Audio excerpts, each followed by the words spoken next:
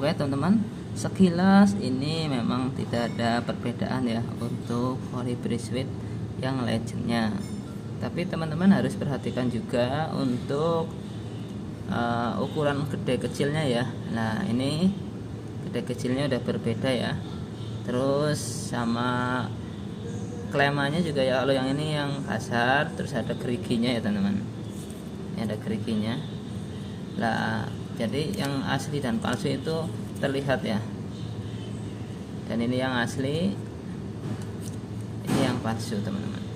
Jadi buat teman-teman yang mau nyari Colibri Sweet langsung cek out di keran yang kuning ya, asli dan palsu itu beda ya.